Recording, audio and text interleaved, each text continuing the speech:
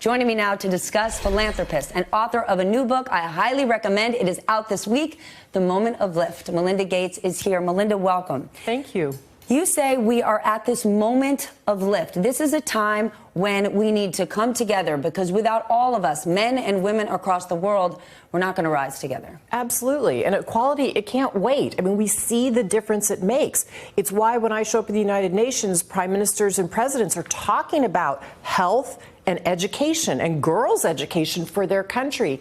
And so we have, I feel, this moment in time because of the Me Too movement, the number of women who ran in the last midterm election in the United States. We need to use this window, and men and women need to help women rise up. It will help society. But explain to me, the window is important, and it's important that we're talking about this and working on it. But we don't yet have success. The data is not there to prove, wow, we're getting ahead. But because we're talking about it so much, there's a counter narrative out there that women are taking over the world and there's a war on men. And if you keep focusing on the advancement of women, men are never going to have a place. How untrue is that narrative? You know the data. Well, if you look at the data, so less than 5% of women are CEOs of Fortune 500 companies. Less than 2% of women get venture capital funding for their businesses. So, and even in Congress, even though we're all so excited about this current midterm election and what happened, that was fabulous. At that rate, it will take us 60 years till women have parity in Congress. So the narrative is just false about women being ahead. Now, women do make up 47% of the U.S. workforce today, and many of those women have children. So without a policy like paid family medical leave that every single industrialized nation except the U.S. has, we're putting a dual burden on women, and that just shouldn't be. How about affordable child care? We could sure use that. In your book, you talk about feminism, how it needs to be men and women. But do you think yet that feminism includes all women? When you think about the enthusiasm and excitement behind the women's movement, there's a big portion of the country, women, who are not on board. Well, I think it's because of an old definition we had of feminism. And I think we have to own the term and say, what does it mean to us today? What does it mean to young women?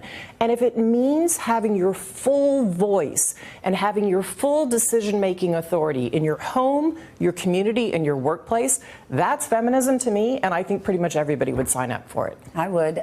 You write in your book that you took a trip to Tanzania with your daughter, Jen. You said you learned more on your homestay there than any other trip you've taken with the foundation, and there's been countless. Why?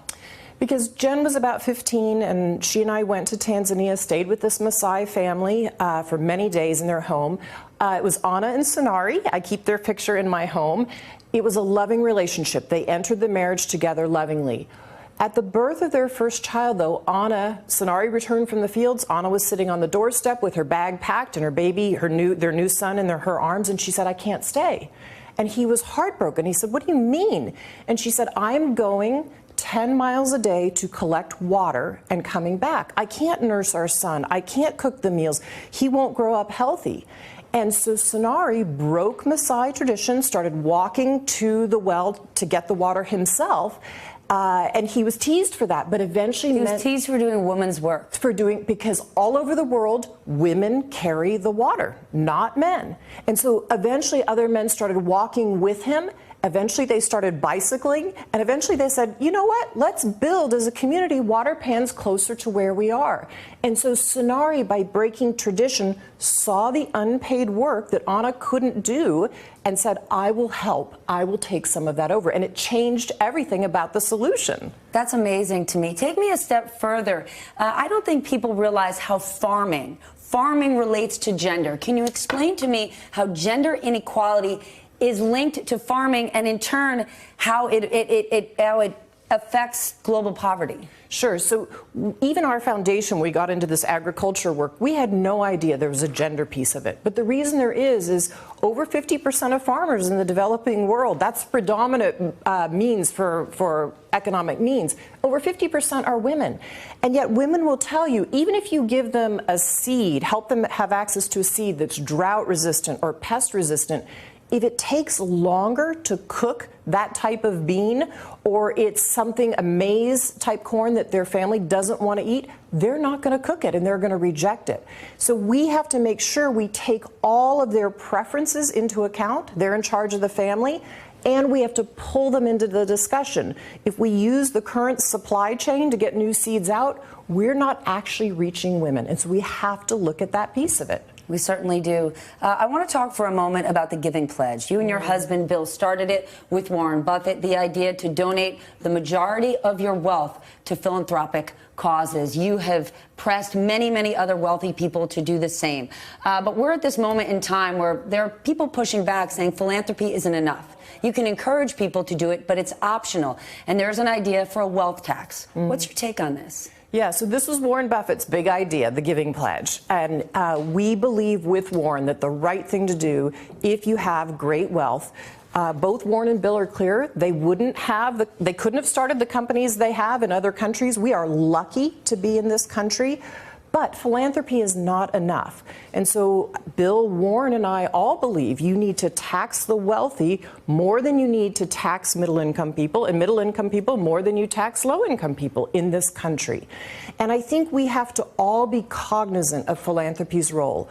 All philanthropy can do is be that catalytic wedge. It can take ideas and experiments that you wouldn't want the government to do with taxpayer money. But it can also disappear. Taxes, they don't disappear. They don't disappear. But it's up to government to scale up those things that work, as Warren calls them, the gaps in capitalism that doesn't always serve all low-income people. So philanthropy has to know its role with private sector, with nonprofit, and it's always up to government to scale up health and education, for instance. Should individuals be able to make, we know we live in a free market capitalist society. And in this society, individuals more today than ever have been able to amass billions of dollars in personal wealth. Do we need to revisit capitalism, seeing that the disparity between the rich and the poor has become so exaggerated? So this inequity that exists in society should not exist. Bill, Warren, and I all believe that.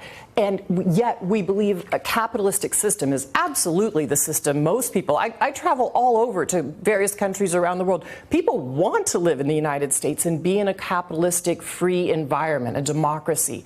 However, we need to look at the tax structure. We need to look at certain government regulations and make sure that we don't get these inequities in society. And I think it's time to do that. And I'm actually enthused to see more political candidates putting different ideas. There's not one that I agree with, but I think that's what moves the conversation forward. Tomorrow is World Malaria Day. This week, the first approved vaccine aimed at stopping this parasite is rolling out. Your foundation funded this vaccine. You have done more in terms of stopping malaria than anyone in the world. How does it feel to see this thing come out? Well, I think it's fantastic to see it come out. We worked very closely with GSK to develop the vaccine. Now it's the Vaccine Alliance that we and the governments have been part of that will scale it up. I wish I could say in malaria there was one magic bullet that this vaccine would solve it. What we have come to know is we have to apply all of our tools. Bed nets, spraying, a vaccine, because malaria has been around since the time of the Egyptians, and it's going to take all of us working on elimination with all the tools around the world. Hey there, I'm Chris Hayes from MSNBC. Thanks for watching MSNBC on YouTube. If you want to keep up to date with the videos we're putting out, you can click subscribe just below me or click over on this list to see lots of other great videos.